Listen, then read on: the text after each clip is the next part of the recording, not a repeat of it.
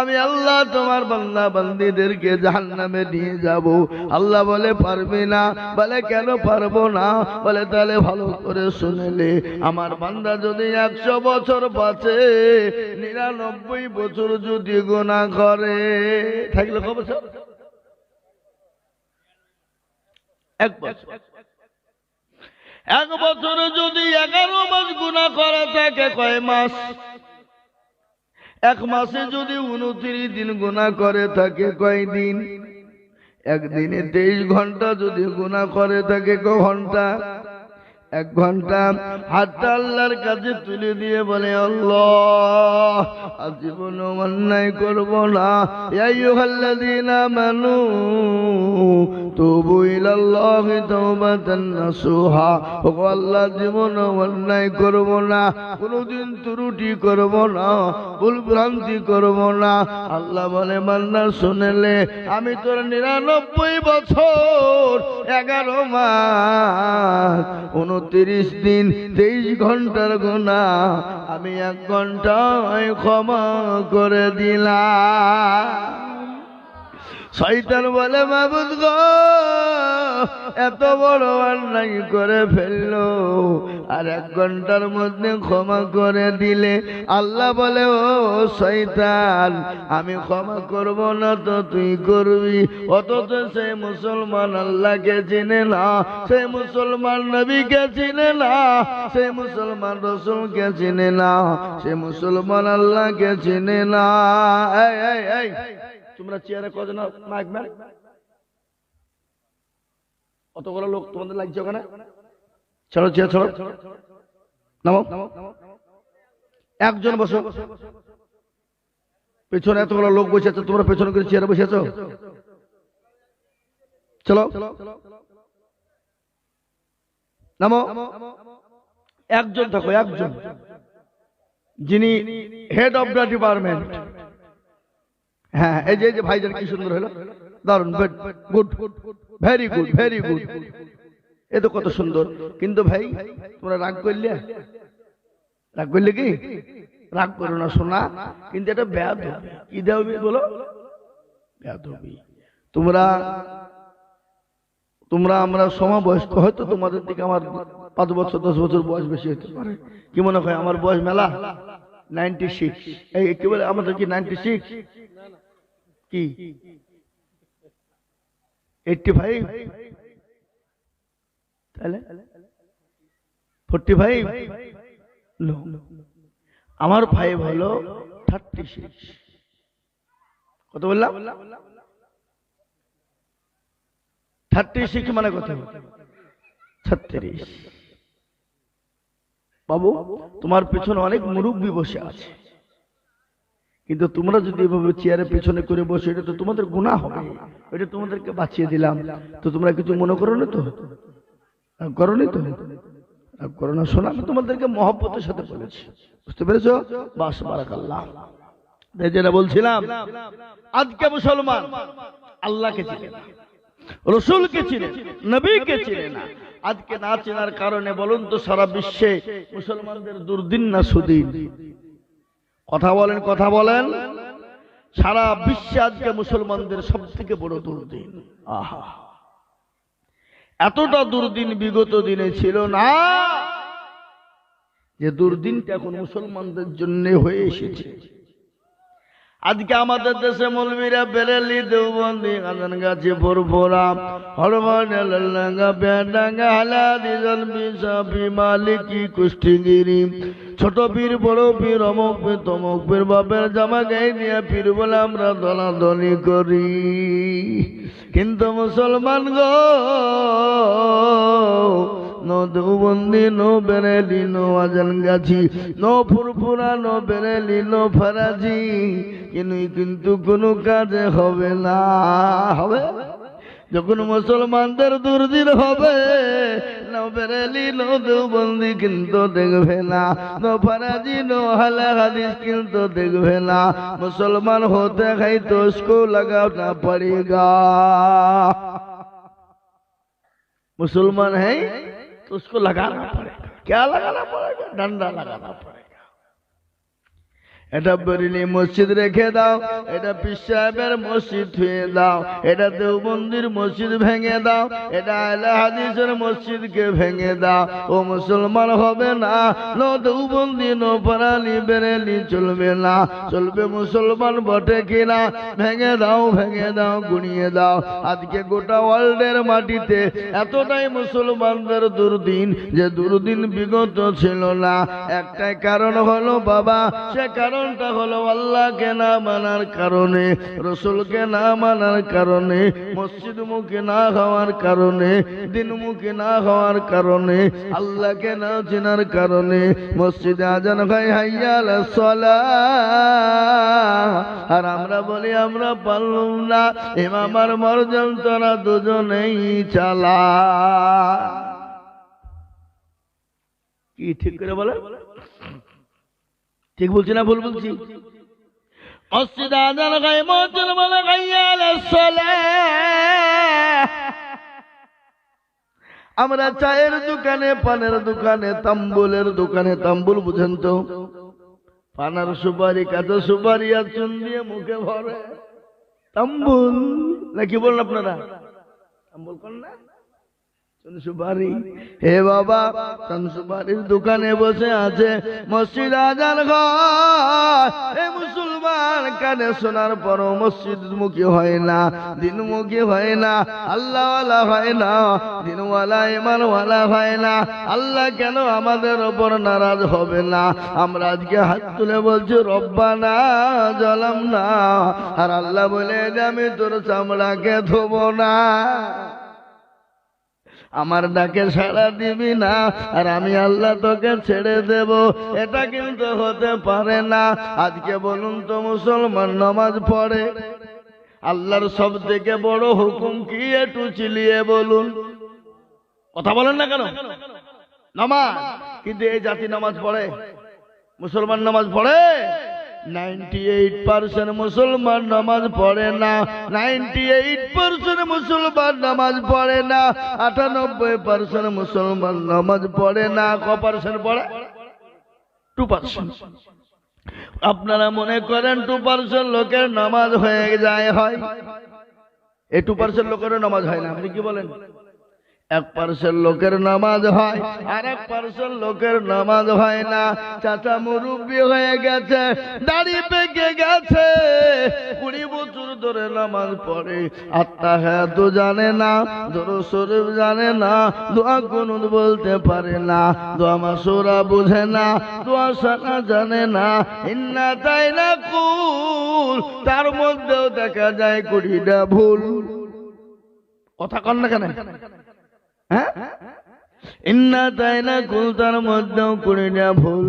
কোনদিন ইমাম সাহেবকে বলে না, হুজুর আপনি তো আমাদের ইমাম, আপনি তো আমাদের মুয়াজ্জিন, একটু নামাজটা ঠিক করে দেন, একটু সূরাটা ঠিক করে দেন, একটু আত্তাহিয়াত দুরূদ শরীফটা ঠিক করে দেন, একটু কোরআনটা ঠিক করে দেন। কোনদিন ইমাম সাহেবকে বলে না। বলে? কথা বলে? কেন বলে না বলুন দেখি? ইমাম সাহেবের কাছে যদি যায়, আর ইমাম যদি ভুল ধরে ফেলে, ইমামের কাছে মুরলি চলবে না, ইমামের কাছে মাতাব্বরি চলবে না। কথা কন? আর ইমাম সাহেবরা এরাও কোনদিন মুসল্লিকে বলে না, ও চাচা গো একটু বসে যাও, নামাজটা ঠিক করে দি, একটু সূরাটা ঠিক করে দি, একটু কোরআনটা ঠিক করে দি। ইমামরাও কোনদিন কোন মুসল্লিকে বলে না। বলে? কেন বলে না? কারণ হলো কি বলেন তো জানেন? সে কারণ হলো বাবা, ইমাম বলছে তোমাদের ভাগ্য ভালো, আমি ওযু করে নামাজ পড়াই, বেশি কায়দা করলে বিনা ওযুতে নামাজ চালিয়ে দিব। শালা তোর নামাজ হলেই বাকি, না হলেই বাকি। কেন? বেতন 5,000, 1,000। মসজিদের ইমামের বেতন হলো 5,000।